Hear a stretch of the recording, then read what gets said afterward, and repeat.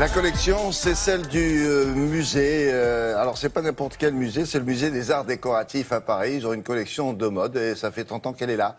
Donc, c'était le moment ou jamais de jeter un coup d'œil. Elle répercute quelle période, finalement, ça? 3 siècles, du 18e, ça commence 1715 à aujourd'hui. Mode en France, exclusivement, ou pas seulement? Pas seulement.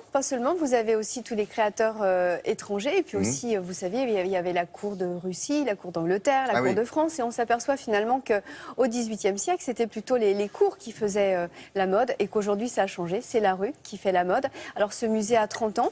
Il y a également la mode. Mais vous avez, quand on dit les arts décoratifs, vous avez aussi hommes, femmes, enfants, plus la déco. Et c'est la première fois que finalement tous ces fonds se sont regroupés et proposent cette frise chronologique avec des alcôves où vous avez de la femme, de l'enfant, de l'homme.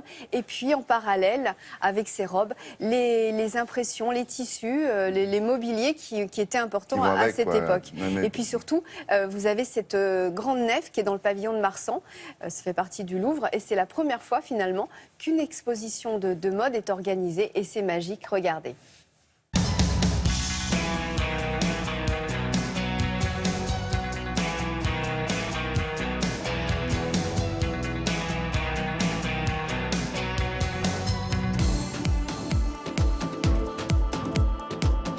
Ici aux arts décoratifs, pour la première fois, on fait une frise chronologique qui amène le visiteur à traverser 3 siècles de mode de 1715 à 2016.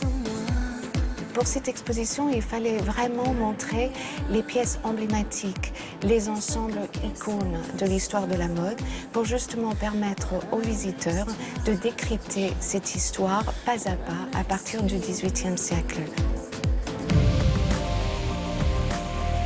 L'exposition se déroule de façon tout à fait chronologique. On démarre avec l'époque Régence et on fait le parcours en 3 actes de façon plutôt intimiste pour les périodes anciennes. On est accueillis dès l'époque Régence jusqu'aux années 20-30 dans des petites salles.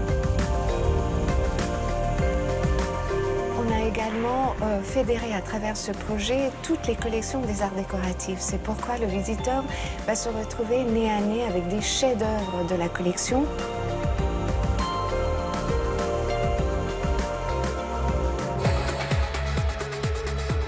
Ce parcours permet aussi de sortir en fait la mode dans tous ses états, c'est-à-dire la mode masculine, féminine et enfantine. C'était l'occasion de faire des restaurations de pièces dans la collection qui n'ont jamais été vues, que ce soit des vestes Louis XV en velours coupé et entièrement brodé, que ce soit un frac révolutionnaire en taffetas rouge sang.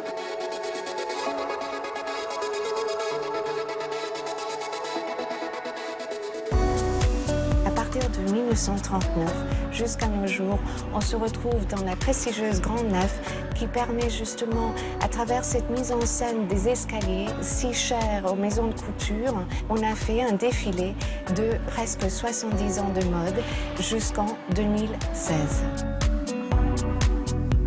C'est vrai, on se pose la question, alors, au bout de 3 siècles de mode, qu'est-ce qui se passe? C'est toujours, on ne sait pas. En fait, c'est ça le propre de la mode, c'est que c'est en perpétuel changement et on a toujours des surprises.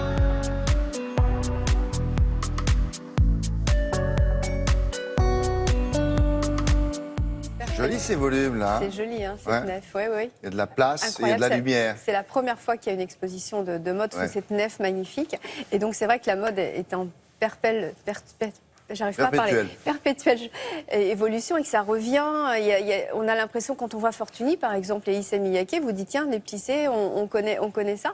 Et ce qui est amusant, c'est que jusque sous Napoléon III, vous aviez l'homme et la femme ils étaient égaux, finalement, avec aussi bien des broderies pour l'homme, des paillettes et des rubans.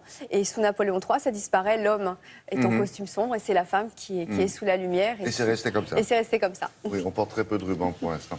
Merci beaucoup.